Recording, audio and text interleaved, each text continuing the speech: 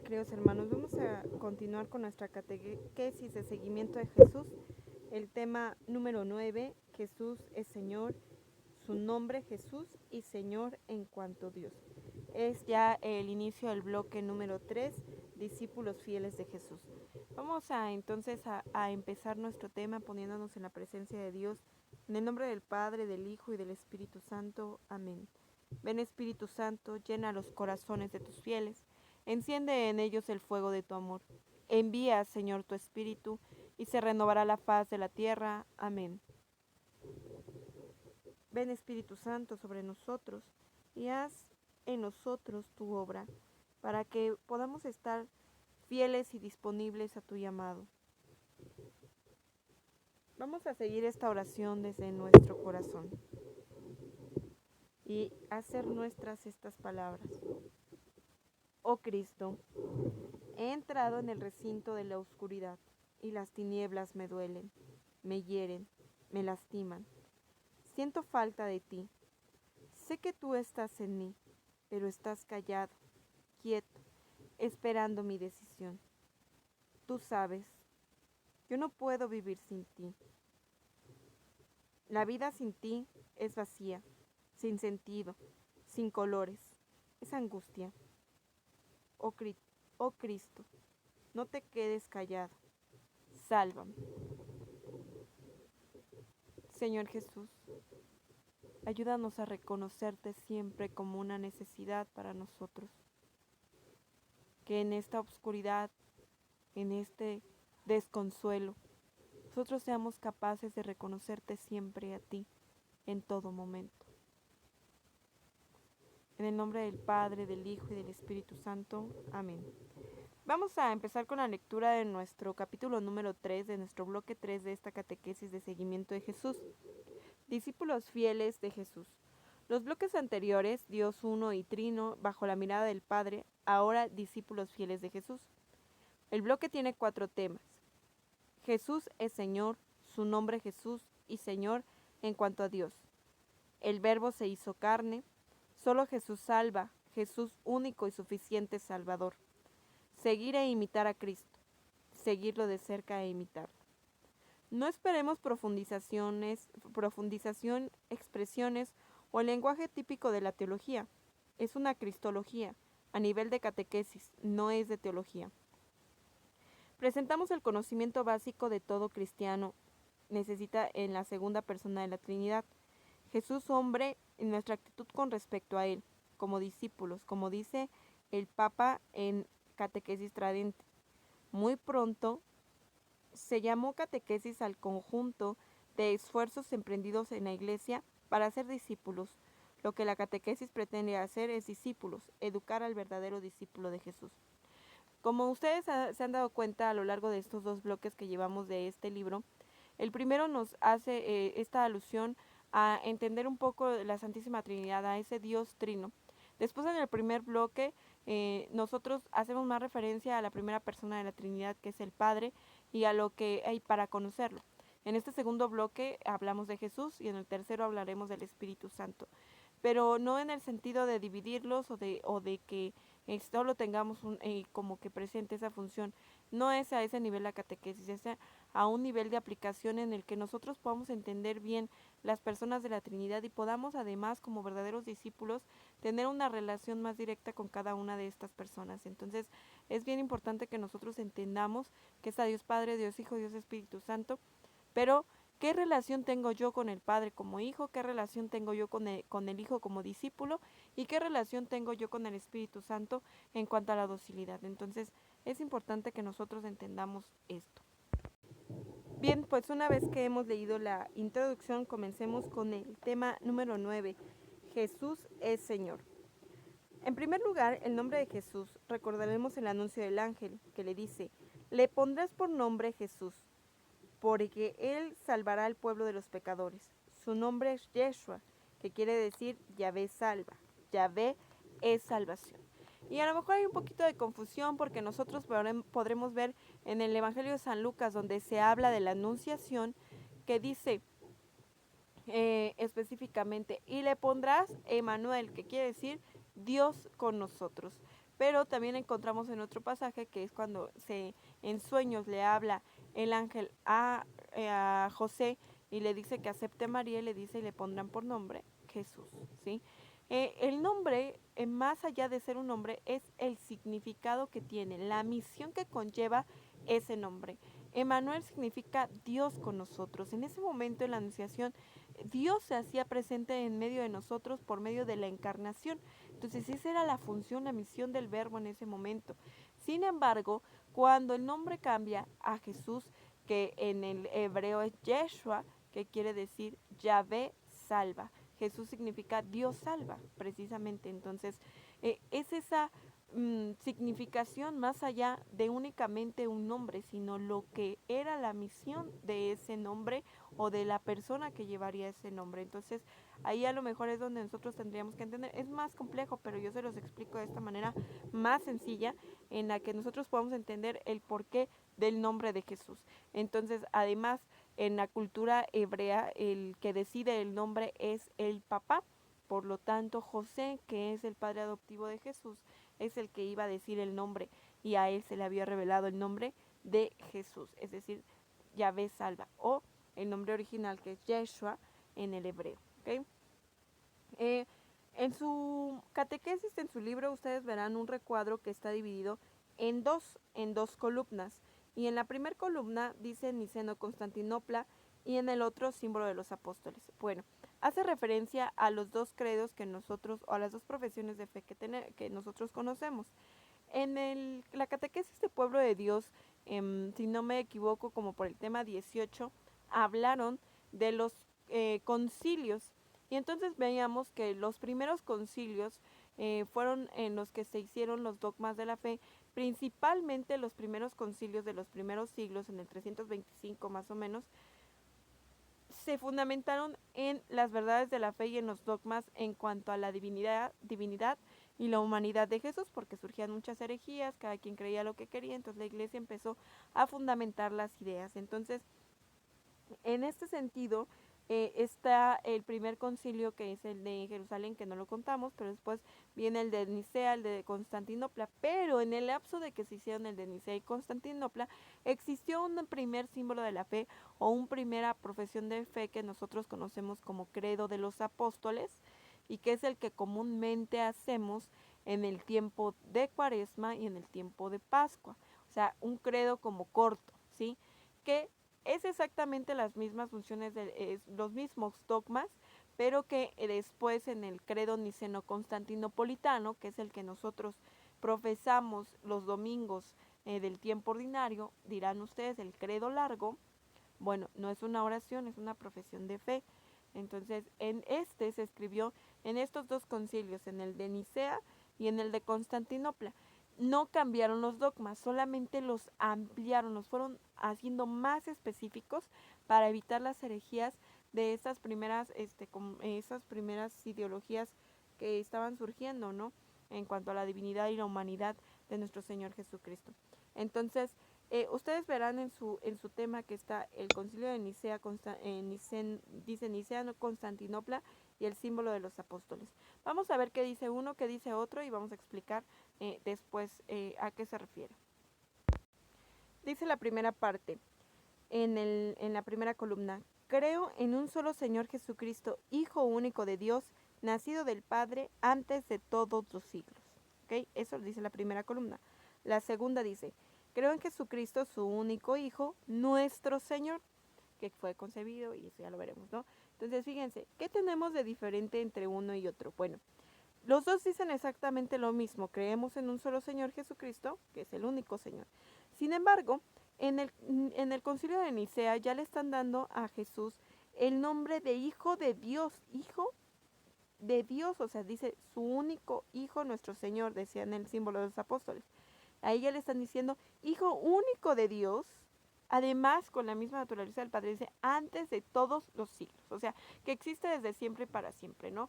Porque de repente como que nosotros pensamos, y por eso vimos los temas del bloque anterior, que el Padre existió primero y el Hijo existió hasta que se encarnó en María. No, el Padre, el Hijo y el Espíritu Santo existieron desde siempre y existirán para siempre. Entonces, aquí es donde se aclara esta situación. vemos cómo aumentan estas dos cosas y hacen más clara la idea, ¿no? A lo mejor tú que ya crees, te es muy fácil decir, creo en Jesús, pues único Hijo de nuestro Señor. ¿Hijo de quién? Pues de Dios, ¿no? Y entonces, pues es nuestro Señor y ya. No, pero ahora aclararlo muy bien y decir, es nuestro Señor, pero también es el Hijo único de Dios que es nacido del Padre antes de todos los siglos. Que en los temas anteriores del bloque anterior decíamos precisamente que era una generación, es decir, que Dios mismo generó al Hijo, ¿no? O sea, no es como la paternidad humana, sí, que nace de, sino se genera de. Entonces, bueno, espero que les quede claro porque para eso ya vimos los temas anteriores. Entonces después viene la siguiente columna que la comparten ambas columnas. Dice la generación divina de Jesús antes del tiempo. Esto lo dicen ambos concilios, ambos símbolos de fe. Dios de Dios, luz de luz, Dios verdadero de Dios verdadero, engendrado, no creado, consubstancial al Padre, por quien todo fue hecho, que por nosotros los hombres y por nuestra salvación bajó del cielo. ¿Sí? Eso lo encontramos, esa idea la encontramos en ambos. Después sigue, dice, bueno, que es lo que les hablaba de la generación divina, en la que Jesús es participado del Padre en cuanto a toda su naturaleza divina. Continúa en la siguiente fila, dice, y por obra del Espíritu Santo se encarnó de María la Virgen y se hizo hombre. En el otro decimos, fue concebido por obra del Espíritu Santo, nació de Santa María Virgen. Si estuvieran presentes, pues yo les preguntaría, ¿qué cambió ahí? Bueno, pues ahí lo que nos hace más fuerte es la humanidad de Jesús. ¿Por qué? Porque en el símbolo de los apóstoles dice, fue concebido por obra del Espíritu Santo, nació de Santa María Virgen, pero no especifica que se hizo hombre. En algunas sectas de ese tiempo, pues decían, no, pues como nació de Santa María, no, pues no, él se presentó grande, ¿no? O sea, no nació como todos, ¿no? Porque él era Dios mismo y no tenía por qué compartir la humanidad. Entonces, ahí es donde hablamos de esa naturaleza humana y ya hablábamos antes de la divina, ¿no? Se hizo verdadero hombre. Sí, dice la siguiente fila. Y por nuestra causa fue crucificado en tiempos de Poncio Pilato. Padeció y fue sepultado. En el símbolo de los apóstoles dice, padeció bajo el poder de Poncio Pilato, fue crucificado, muerto y sepultado. ¿Qué es lo que ven diferente? Sé que no, pues no, obviamente no pueden contestar, pero les dejo tantitos segundos para que ustedes vean antes de que yo les comparta qué es lo que vemos ahí.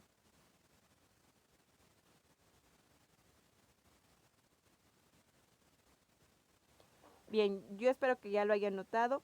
Dice en el Niceno que por nuestra causa, ¿sí? O sea, lo demás es igual, habla de Poncio Pilato, que es lo que le da historicidad y puesto un tiempo en la historia de la humanidad y habla de la crucifixión, la resurrección. Pero dice, por nuestra causa. ¿Por qué murió Jesús? Por nuestra causa. No es porque él mereciera el pecado, el castigo del pecado, o porque él hubiera sido pecador y se mereciera ese castigo, no, sino por nuestra causa. ¿Okay? Ahí entonces vemos la propia redención, en donde él, como vicario, hace suyos los pecados para salvarnos a cada uno de nosotros. Dice la última fila, resucitó al tercer día según las Escrituras, y subió al cielo y está sentado a la derecha del Padre, y de nuevo vendrá con gloria para juzgar a vivos y muertos, y su reino no tendrá fin. Dice el símbolo de los apóstoles, descendió a los infiernos y al tercer día resucitó de entre los muertos. Subió a los cielos y está sentado a la derecha de Dios Padre Todopoderoso. Desde ahí vendrá a juzgar a vivos y muertos. ¿Qué vemos que sea, por así decirlo, diferente?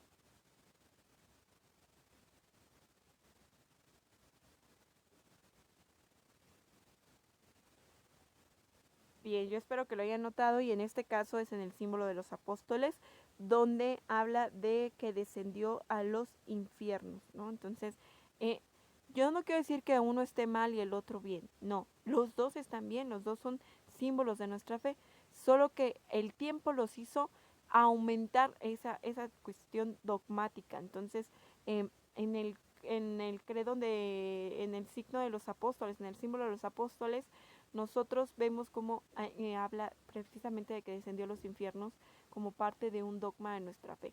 Aunque no lo contenga en la parte del Niceo Constantinopolitano, es un dogma de fe. Nosotros sabemos que descendió a los infiernos para vencer a la muerte. Entonces ahí es donde se contiene esa diferencia y donde se redondea pues precisamente lo que hizo Jesús, ¿no? Descendió, padeció resucitó al tercer día, según las escrituras. Ahí también el credo de Nicea lo que hace es que fundamenta la resurrección en lo que se escribe en las escrituras y en lo que daban testimonio los apóstoles, que se convierte en el magisterio propiamente de la iglesia. Bien, viendo esta comparación entre la profesión niceno-constantinopolitana y el símbolo de los apóstoles, pasamos y continuamos con nuestro tema. Dice, el credo es la síntesis de fe de cada persona divina, el Padre Creador de Jesús, la encarnación, su misterio pascual, muerte, sepultura, resurrección, glorificación y juez, y luego el Espíritu Santo, la Iglesia como comunión de los santos y el perdón de los pecados y la resurrección eterna. O sea, en síntesis, nuestro credo toca las tres personas de la Santísima Trinidad, o sea, lo que tenemos que creer del Padre, lo que tengo que creer del Hijo, lo que tengo que creer del Espíritu Santo y lo que tengo que creer en común de la Iglesia, los santos, el perdón de los pecados, la resurrección y la vida eterna. Todo cuanto tiene que creer el cristiano está en el credo, lo tiene el credo, ¿sí? Esa es nuestra profesión de fe. Por eso es tan importante que nosotros la sepamos, pero a veces creemos que es una oración. No es una oración, es una profesión de fe. Es donde están contenidas todos los dogmas de nuestra fe y todo cuanto debemos de creer y defender. En el centro de la catequesis encontramos esencialmente una persona, la de Jesús de Nazaret, unigénito del Padre, que ha sufrido y muerto por nosotros, y que ahora resucitado, vive para siempre con nosotros. Catequizar es descubrir en la persona de Cristo el designio eterno de Dios. El fin de la catequesis conduce a la comunión con Jesucristo. Solo Él puede conducirnos al amor del Padre en el Espíritu y hacernos partícipes de la vida de la Santísima Trinidad.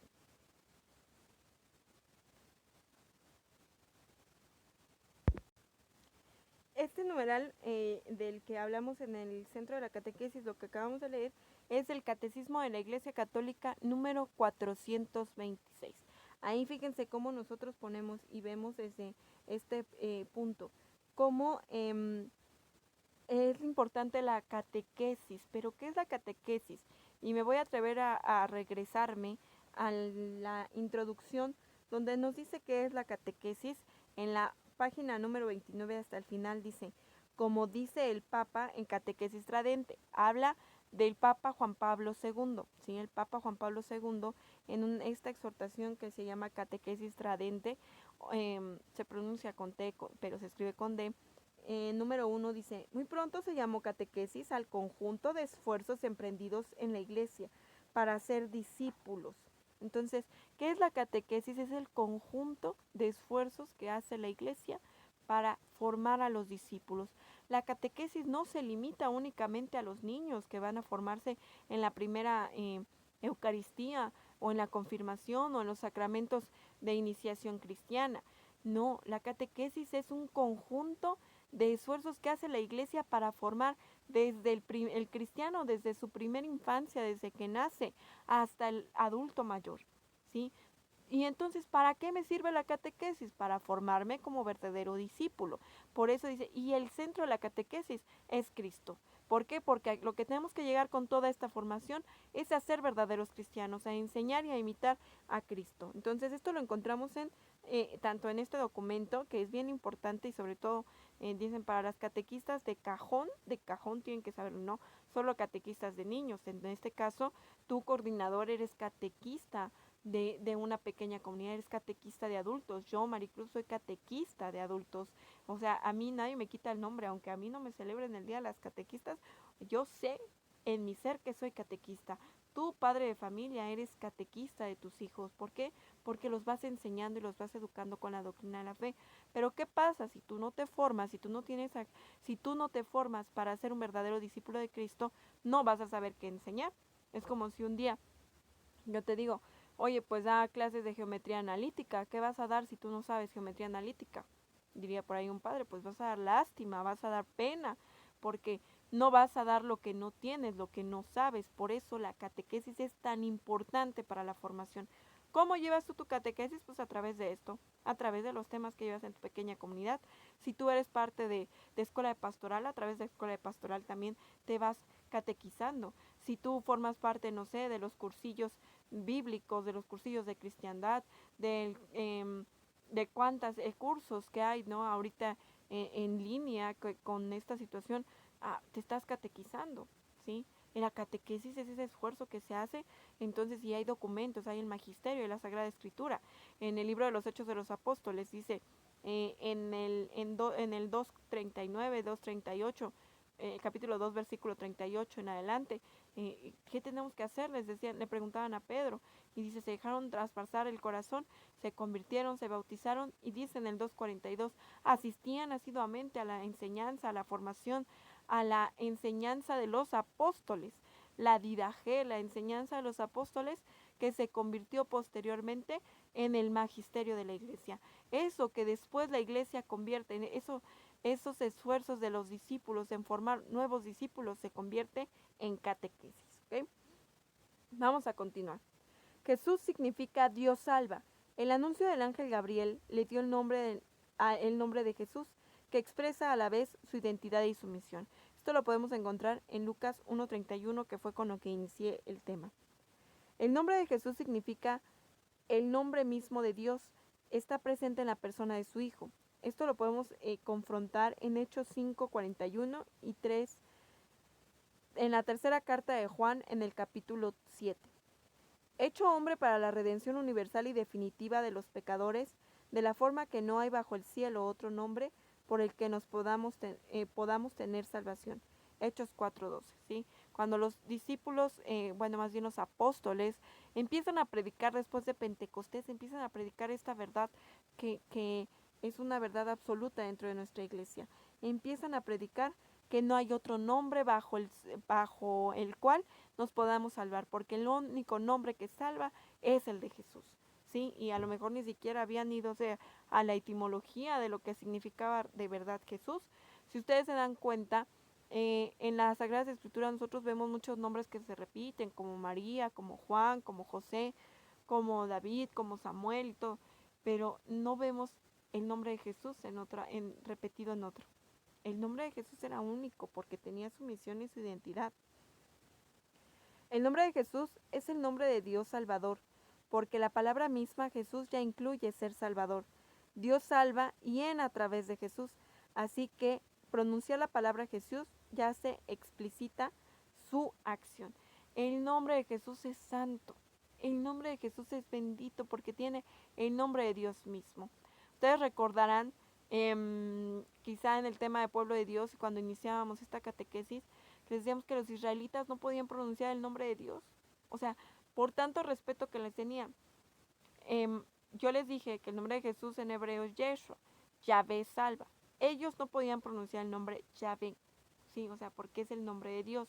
Entonces, se han dado cuenta que muchas veces nosotros ya somos muy igualados con Dios, nos dirigimos como que con esa mucha confianza, pero no guardamos ese respeto.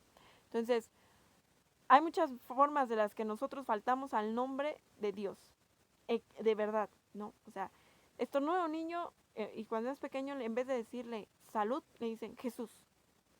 O sea, Jesús no es cualquier nombre, es el nombre de nuestro Salvador. En donde contiene su misión es decir Dios salva, ¿sí? Luego, otra de las más comunes, ¿no? Están en el templo, en la capilla, en donde se reúnen, están probando el equipo de sonido y empiezan Jesús, Jesús, Jesús para probar el nombre para probar el equipo, cuando es el nombre de Dios, es el nombre que salva y todo lo que es pedido en nombre de Jesús es dado por el Padre. O sea, ven cómo nosotros no le damos valor realmente al nombre de Jesús. No es como los israelitas que preservaban el nombre de Dios por el respeto, porque se sentían inmerecedores de pronunciar el nombre de Yahvé. Y nosotros al final decimos Yahvé salva cuando decimos Jesús. Y a lo mejor tú lo has hecho y no lo has hecho con el sentido de faltar al respeto, pero tampoco lo hemos hecho con el sentido de darle gloria, ¿sí? O la clásica que aplican las catequistas, ¿no? Para callar a los niños, ¿no? También, Jesús, ¿no? Dicen, hey, Jesús, y ya se calla, ¿no? O sea, no. Debemos de darle valor y respeto a un nombre tan sagrado. Dice después, el nombre de Jesús está en el corazón de la plegaria cristiana. Todas las oraciones litúrgicas terminan por nuestro Señor Jesucristo. En la Ave María culmina y bendito sea el fruto de tu vientre, Jesús. La oración del corazón del oriente cristiano, llamada oración de Jesús, dice, Jesucristo, Hijo de Dios, Salvador, ten piedad de mí, pecador. Sí, es una ejaculatoria muy antigua que se usa para la meditación y la oración. Esta oración tradicional en el oriente cristiano se le llamó oración esicasta, que significa desierto y descanso. Y la combinación de la repetición y las pulsaciones del corazón se asocia al nombre de Jesús con la respiración. Y uno respira a las 24 horas y el corazón palpita a las 24 horas. Ingeniosamente asociaron estas cosas tratando de cumplir muy literalmente la palabra de San Pablo. Oren sin cesar. Y esto lo encontramos en el Catecismo de la Iglesia Católica en el número 435. O sea, ustedes han escuchado que a veces para hacer oración o cuando se hace la oración dirigida decimos, respira profundamente, no, sé consciente de tu oración, de tu pensamiento, de tu respiración. Hay por ahí un canto que se usan mucho en la adoración, que habla, que nada más dice Jesús.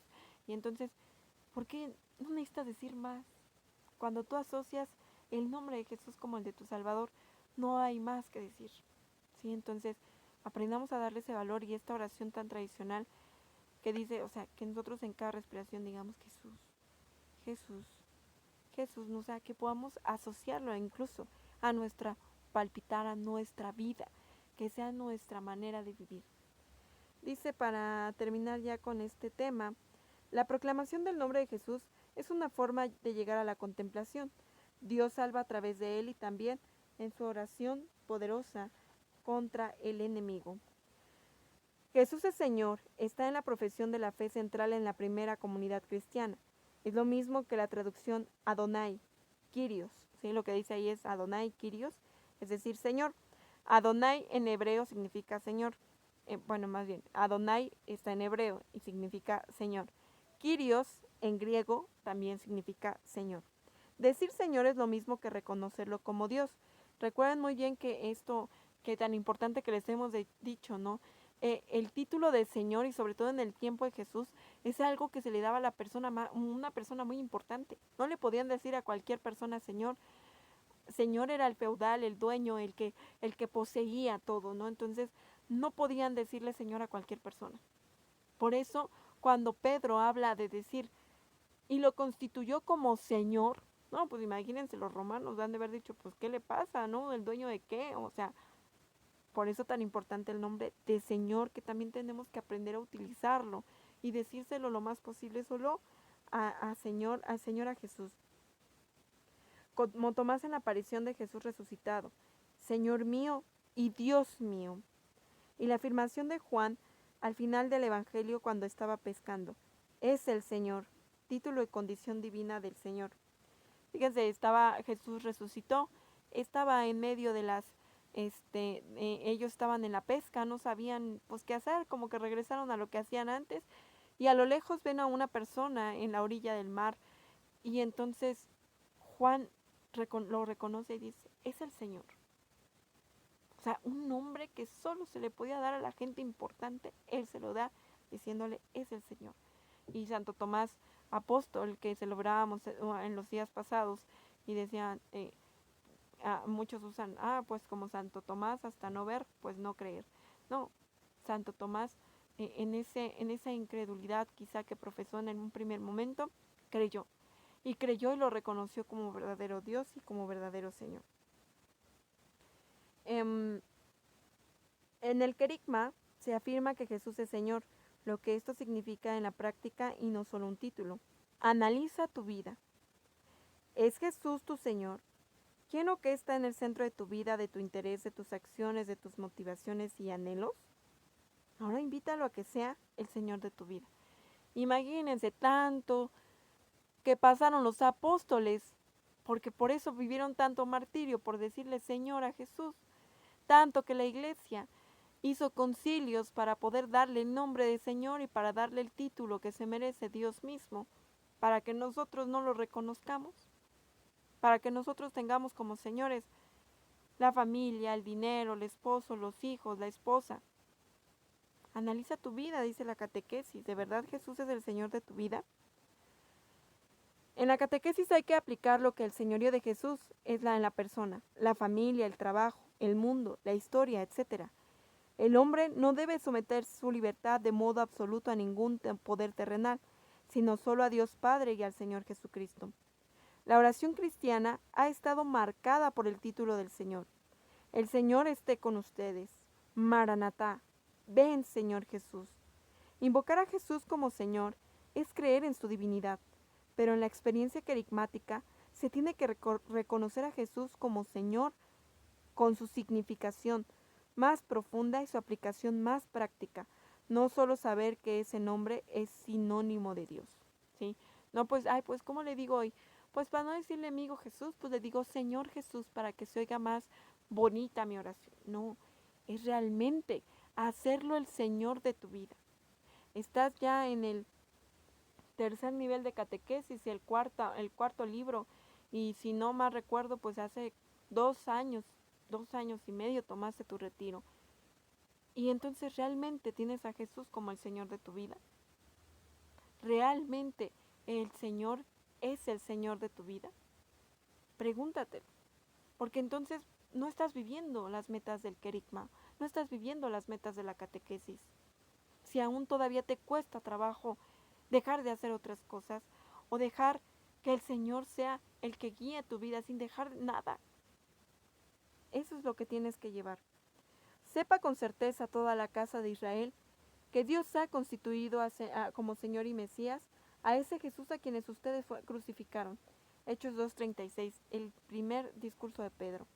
Es decir, sepa la casa de Israel que Jesús, ese hombre que ustedes rechazaron, tanto que incluso lo crucificaron, es el Mesías a quienes esperaban, el Kyrios, el Adonai. ¿Sí? Entonces, a veces hasta escuchamos estos nombres y decimos, no, pues ¿qué significa? No sé, es el nombre de Dios mismo, aquel a quien mataron, aquel a quien despreciaron, aquel a quien no han valorado su muerte, es Dios mismo que los salva. Bien, pues les voy a dejar, ya se alargó un poquito el tema, les voy a dejar que lean ustedes, yo confío en que lo van a leer, la catequesis en Redemptoris Missio número 4, que es un documento que pueden encontrar, es de Pablo VI me parece, sí, Redemptoris Missio número 4 y número 5, lo pueden encontrar en internet.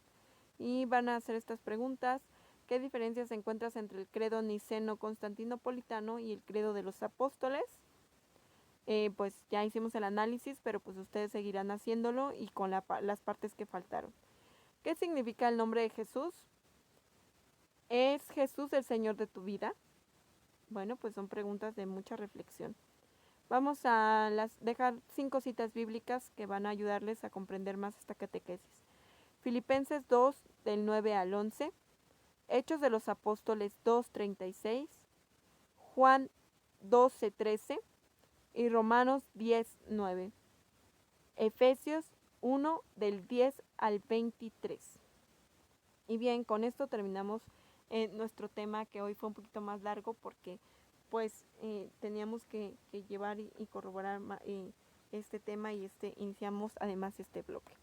Continuamos, terminamos nuestro tema con pidiéndole a Dios que sea el que nos guíe. En el nombre del Padre, del Hijo y del Espíritu Santo. Amén.